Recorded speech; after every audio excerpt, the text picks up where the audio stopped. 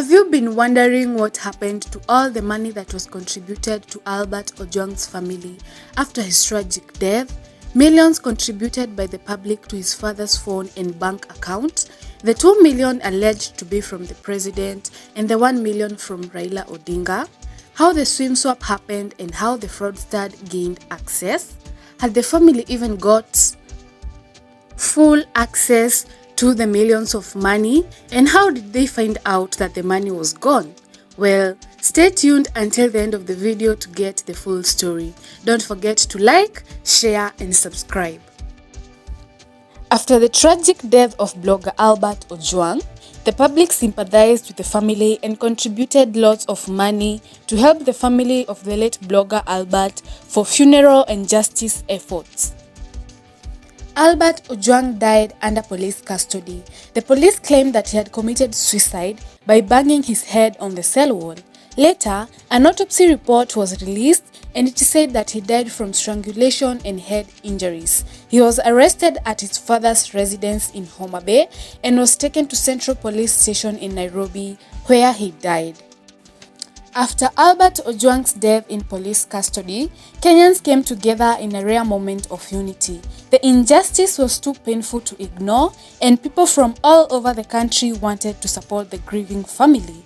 Soon, numbers and bank accounts started circulating online. Contributions began flowing in from ordinary Kenyans, online influencers, and even public figures. For a moment, it felt like country had come together to fight back brutality with love. Due to the large sums of money contributed, Baba Ojwang's SIM card were full, and even those of his close family members. And so, they had to look for a solution, and that's when Eric came in the picture. He announced he had created a paybill account number for contributions towards Albert Ojwang's funeral and justice efforts. At face value, it seemed noble, because Eric had been seen with Baba Albert. But then came the twist. Hanifa, a well-known activist, shortly after that announced that she and the family knew nothing about the paybill Eric had published, and that's when confusion, doubts, rumors and questions began. If you know Eric, rumors have always been there. He's a known influencer and an activist. He went straight from comedian to a full-time voice of the people. Eric always shows up to many in times of grief and to those who are struggling. But despite all these, rumors has it that he always has his cut from contributions and even from his charity forum team Sisi Kwa Sisi. In the midst of sympathy and grief, a video of Baba Ojwang surfaced. He was thanking the President William Ruto for allegedly sending him 2 million to support the family. This didn't settle well with a lot of people. At this point, emotions were high.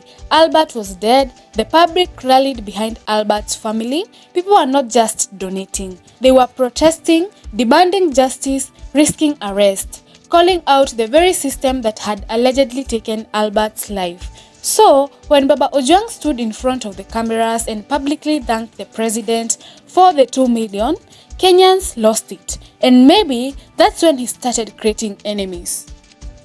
The fury wasn't about money, it was about the moment represented. To many Kenyans, it felt like betrayal. Even Eric stated that he felt betrayed and disappointed. Baba Ojwang had suddenly shifted from being a grieving father to someone appearing too comfortable with the very system the people were fighting against.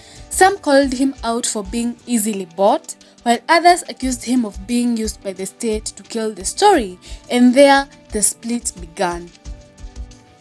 Eric had disclosed that approximately 6.5 million had been contributed in the first few days after the tragedy, and since he had been leading part of public contributions effort, he expressed disappointment and disbelief.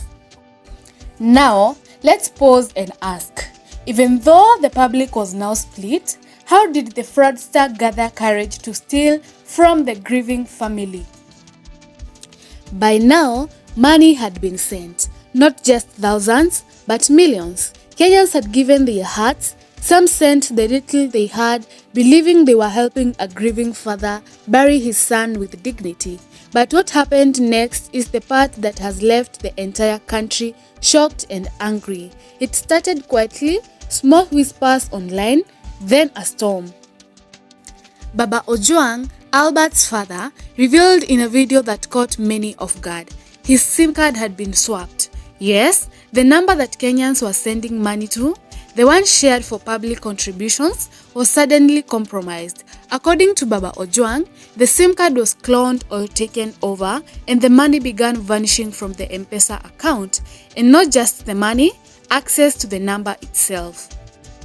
He said that one moment he was receiving money and responding to calls, and the next, the line went dead. When he tried to recover it, he was met with a shocking realization. Someone else had already taken control of his number. A classic case of SIM swap fraud. This wasn't just a technical error, this was an inside job. Someone had either walked into a mobile service shop, faked his ID, or worked with rogue insiders to duplicate his line. And just like that, donations disappeared. Thousands, then hundreds of thousands, then possibly millions. To make matters worse, Baba Ojwang said he was still unable to access his bank account where some larger donations had been allegedly sent. There were claims that money was withdrawn without proper verification. There was also another fraud case that happened to Boniface Kariuki's family. The family revealed that they had been conned over 200k by people who were posing as SHA officials.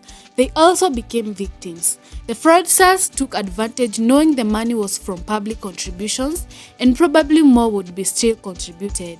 Another case happened when someone published a phone number pretending to be a family member of the late Wairimo, a cast of Tahidi High.